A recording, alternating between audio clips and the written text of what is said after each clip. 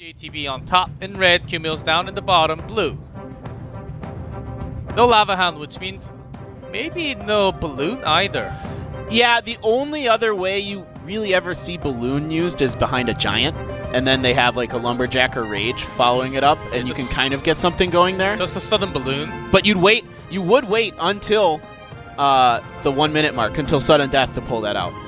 Those decks, you don't, like if I play against those decks online, they usually drop the giant, and then they just kind of do some other stuff. Oh, yes. And then at the end, all of a sudden, they're like giant, balloon, rage, and then I'm like, oh, I was not ready for that. You need to make sure you have the perfect counter defense or your own attack. Right. That would do at least the same amount of damage. So you get a good trade off of that. Both players waiting. Okay. There's their favorite tombstone. Yeah. The minions. Just splitting them out.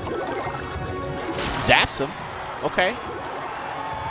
So much damage onto the tower. Doing so much damage. Oh, Oh, there it balloon. is! Already with the miner. Okay, Straight balloon in. miner. Oh, this is going to be tough. Mega Minion. Mega Knight dropping on Mega top. Minion. But Mega Knight. no defense against the balloon, though. Two and Oh, he has a balloon. for QMills. Dropping 3, that's a tower down. He does have the Hunter. That's a major difference. Oh, but look at this. The Mega Knight getting kited over to the other side as well. But QMills still much better of a trade. He got the entire tower down from a balloon. Yeah, watch this. The Mega Knight's about to jump onto this. Oh, he just misses the graveyard there. I thought maybe with the extra splash damage he might catch it. Wow. Really nice play here by QMills. Both teams surprising each other with those balloons. It was a big risk. I can't really criticize, but it was a huge risk to actually play that minor balloon because he was just trying to have that down. Okay, he already used the minions and the Mega Minion. Maybe he doesn't have anything anti-air too much. Let me just try it. Yeah. Well, and it turned out that, yeah, JayTV did not have too much anti-air there. This is maybe why he banned the Lava Hound, to trick JayTV into thinking that he wasn't going to run an air deck. Oh, and yes, instead, certainly. And here comes JayTV's balloon now. The giant push with the Mega Knight doing some damage. The Hunter behind it really just kind of doing sneaky amounts of damage there. Pulls in with the fireball to connect with the explosion damage from the balloon. Nicely done from JayTV. Yeah, great fireball there. He's got the tower down to 1,000, and he's got him pressured right now. The Mega Knight doing a lot of damage, but oh, good zap there. But he's kiting it back with the Ice Golem and the Graveyard, making it so hard. This is just about over. Another balloon, though. 2 seconds. Not just in time, and QMills takes a huge risk with his starting hand having the minor balloon. He waited some time, and it's risking that, but pays off greatly, taking the entire tower down. Yeah, really interesting play. So, how will they adjust? Will somebody still try to use the balloon and just kind of make you think that you're going to change and not? Because there's no... Okay, Princess. May just be Rascals. Dropping that poison early, making sure that QMills, after looking at that Princess. Are we going to see a log bait deck here? Very likely with the barrel. No tornado either, so yeah, this is looking like log bait. Perfect chance for you to have the log bait. Yep, here we go. Ooh, a nice timed log there. Yeah, splash is right on top of those faces. Those goblins never saw it coming. Why are you in the barrel? Just go up to the karaoke night. Okay, Graveyard coming down, so Graveyard poison. Valkyrie, though. Ooh, Valkyrie, a great counter to this. Oh, yes. Certainly ending. And she will survive through the poison as well. Yeah, she doesn't take too much damage from the poison. Over 1,000 hit points for the Valkyrie. She can really soak. She's sneakily tanky. Oh, a Valkyrie as a response at the same time. Oh, that one goblin. One goblin. 3 stabs onto the tower, so that's okay, I would say. Yeah, not terrible. He got a few hits in himself. A little bit of an advantage QMills on that trade. But JayTV not too much worse for the wear. Okay, nice job putting that Valkyrie in front of his Princess to keep it alive. We'll do some damage as Valkyrie will take her out at the same time. The real problem is, no log coming down for this barrel. Great timing on that barrel. QMills didn't have a lot of elixir there. Barrel out from JayTV for that Valkyrie to be pushed all the way down. QMills saving that poison, and that was for the graveyard Yeah. to have the maximum push, but Valkyrie's already there with the Ice Spirit as well. Okay, so trying to bait out the Valkyrie here. So, okay, there comes the poison now to take out the Goblin Gang.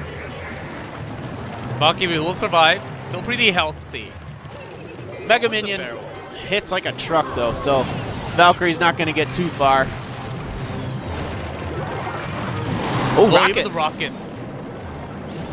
Making sure JayTV, he soaks in some more damage, because it seems like this game is going for a long time. Yeah, looks like QMills has a little bit of an advantage here. He's got that one tower down to about 1100. A little bit of advantage, but he's not really focusing on to one tower. And yeah. It seems like we are going down to one tower. That's true. And JayTV is able to push down this one tower. Oh, he has to use the Rocket defensively, though. And this poison with the graveyard. Valkyrie is already there, but Skeleton's landing few hits. Oh, great Ice Golem. Yes, that was really good. Most of the damage. Yeah, really well-timed Ice Golem and well-placed to predict where those goblins were going to be. The reason why QMills has been doing off damage to 2 towers is because of that Princess always off to the other side. Right, okay, so Inferno Dragon, our last card from QMills here. He needs to make something happen. Down to 512, which means a little more damage with the Rocket will just finish off. This is very even all of a sudden. If this Inferno... 7. Oh, he just gets that Valkyrie down in time. 650. JayTV, I think he just has it with the log and the Rocket. Should be very close to be a finish. There's a Rocket. Graveyard Poison coming. Will it be in time? Does he have the log? He has his own log. Graveyard. Here comes the other log. Oh! The skeletons! So quick, so small with low damage, but when you stack those up, what a finish! My goodness! And I saw the face of QMills. He didn't even move. You're in 2v2. Astro+Quesara in the blue bottom. RayBagus+Trainer's Dexterz, and it is going to be the barrel. Oh, okay. Because there's no tornado. Right, no tornado, so the barrel's quite good. Princess here. That so kind of like what we saw from lots of the Japanese team previous week. Right. And they're opting to use that fireball on the Princess, so they're willing to take that slight elixir disadvantage there to keep her out of play. Keep her off their smaller units. It looks like they're going to be running a pretty light deck compared to maybe some other teams that we see. Astro+Quesara is keeping it up. And look at that. This barrel continuing in the way. Counter barrel coming. Yeah, for both teams. Don't really see too many logs because they have lots of units to defend the Goblin Gang, the guards. Yep. Seems like they have very similar cards. Yeah, both teams just played the guards. Fireball over and over. Fireball. Goblin Gang. This is going to come down to who can get a little more timing and a little bit better execution out of their barrels and their counter to the barrels. So here they have to use 2 Dark Goblins, which means they get quite a few hits. And that Fireball. Ooh. Woo. Taste that spiciness from that Fireball as well. It's pretty hot. Dark Goblin does not survive. I wonder what's behind the mask, though. How he looks like. Yeah, why is he wearing a mask? Just like a goblin? He's a goblin. And I mean, maybe he's uglier. You know, you could just have the blow dart gun, right? You don't need the mask. Just to make him unique. Yes. Just to make him unique. Rascals, here we go. Now we're seeing something a little different. Log coming down. Finally the log comes down for the girls. Yep. So they've been waiting. They didn't want to use it on the barrel. The guards come down. Still getting some nice damage. Good fireball there. A little worse of an elixir trade, but still, when you need it, you need to drop it. That Valkyrie. Yes, with the latest update. The first swing so much quicker. She just explodes that goblin barrel. Oh, Magic Archer. Ooh. Against the Princess, let's see who wins. Well, it depends. The Magic Archer. It's not actually like, oh, activates the King Tower. Oh no. Oh no. Oh, what a bad. Oh, that is not what they wanted there. That is not what they wanted.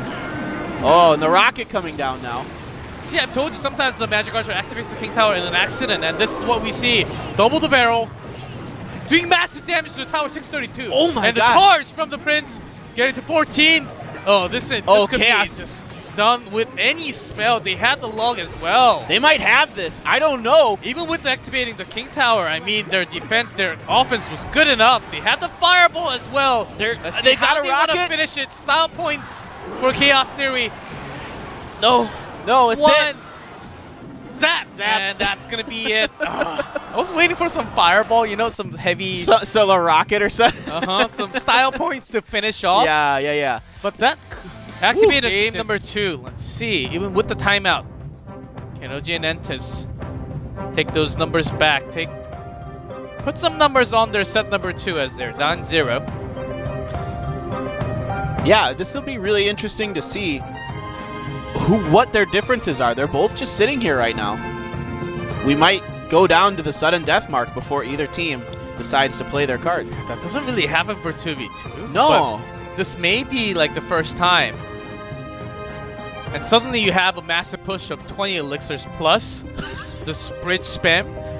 Well, race and see who wins. Then I would expect to see... Okay, there's a zap. I would expect to see something like double Lava Hound, clone, or like something that's just going to get in there. Okay, here we go. Here comes the miner. We're not waiting. We're getting into it. Okay, so this looks like more what we're used to seeing out of... Oh, Balloon here with Rage. Let's go. Straight in. Electro Wizard already being dropped. A nice fireball there. Oh, got stunned, but the freeze gets one. May actually get 2 or more. Oh, the fireball just in time before the second one drops. Wow. A nice push there. Using that freeze again today. Looking to be a really strong card. If you could catch teams like when they're clumped up and they aren't ready for it, freeze is just so brutal. Freeze is actually the card that probably makes me go the most crazy when I'm playing this game. You do not really expect it. Even QMills on this 1v1 against JayTV was using that freeze with the balloon. Similar strategy on these 2v2. Okay, Lava Hound. Yep, Lava Hound. The Golem in the Dark Knight. Yeah, P.E.K.K.A. Oh, P.E.K.K.A. That's what we've been expecting from Chaos Theory. They use a lot more P.E.K.K.A. than the other teams on 2v2. Right, okay, Electro Wizard coming down. A nice fireball coming, taking the Electro Wizard down. The Lava Hound will not really do any damage here. The P.E.K.K.A. trying to do some work on these Golems. Gets nice chops down, but the Inferno Dragon locks onto the P.E.K.K.A. now. Real challenge there. Chaos Theory, their own balloon bot has the Tombstone to delay it so much. The freeze has to be used as a defensive freeze. Yeah, wow. The real damage comes in from the miner, getting a good 500. Yeah, the miner really getting some value there, but still about a 700, 800 difference between the hit points. Yeah, double fireball to get that damage to the tower and their Inferno Dragon together, making sure their Golem goes straight in slow. That P.E.K.K.A. took a lot of damage there before it could even get to the Golems. They got to put something down. Okay, the Electro Wizard. Here comes the balloon again. They're trying one more time with this balloon, but again, the Graveyard and the Mega Minion freeze as well. Just in time, and all they need is one more damage, about 100, and there's a Rage from the balloon, single damage. Yep, Fireball surely to follow this up. Trying to do the damage, Fireball, 201. And one more Fireball will finish. More than enough damage. That's the style point, and they will bring it back, tying us up with 1-2-1. Yeah, a really nice push there at the beginning with that Rage, Balloon, I think it was Mega Minion. Then the Princess Tower will kill it before it can get there. Another barrel, maybe the same one from game 1. Okay. A little bit of damage there. Okay. The Princess, Dark Goblin. Oh, they're going to let that go. That Dark Goblin does a little bit of damage. It's not a lot, but it's... The attack speed is so quick. Okay. A Valkyrie, way up defending against the Goblins. Yep. And the Dark Prince. That Valkyrie has so many hit points. Nice log there to knock out the Dark Goblin. So they're doing some chip damage to both towers. Another Dark Goblin, there's the Golem. Way. This is the first time we've seen Chaos Theory play the Golem today in 2v2.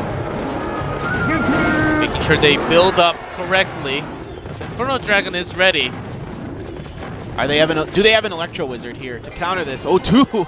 Yep, there's 1, but that's not going to be enough. There are 2 Inferno Dragons here. Fireball coming down. Making sure that the Electro Wizard cannot reset the damage of the lasers. Ooh. Okay, but Mites will do some damage, but not enough. And look at that. 1 barrel. Ice Spirit plus the Fireball, that's here 5. Comes the second barrel to follow up. They have to use a Fireball. So that's 6 elixir already lost in the trade. Oh, man, and they had Inferno Dragon on there a little bit as well. But desperate times calls for desperate measures. You just have to use the spell. If you only have a zap, it doesn't really kill the goblins. Right. And look at that. Getting the shields up and damaging the tower as well. Yeah, they're just dropping those Dark Goblins for tower damage. Oh, a nice log, though. You get some good value out of that log. A better Dark Goblin will be off to the right side because the Princess was right behind it. Right. Inferno Dragon to take out a Princess seems a little excessive. Very excessive, yes. Only one more elixir. I mean, I know Princesses are special. But this double golem, this seems very gigantic. Wow. Ooh, Dark Goblin getting caught by the log. Yeah, a great log there to catch the Dark Goblin, remove the shield from the Electro Dark Wizard Knight. actually zapped us too, so the screen, Fireball, and Golems continuing some damage onto the tower. Yeah, they're getting some really good damage here from this Down push. to 3 digits. Even the Gold Mine doing some explosive damage. Oh my gosh, nice push there. But the Goblin Barrel going down, good log. Second Goblin Barrel coming. Do they have an answer? Fireball. So a little bit of, it's an equal elixir trade there. Well,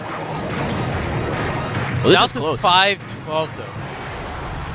Okay, if OGN Entus has a couple spells here, they can get close to taking down that tower. Same thing goes for Chaos Theory. Another Fireball, and 2 Fireballs. And here comes the rocket! And that's more than enough to take him down. OGN Entus will have the match secured for themselves, and Chaos Theory will be recording another loss in this match. So far, Korea having 6-2-0. Look at that ceremony. Easy.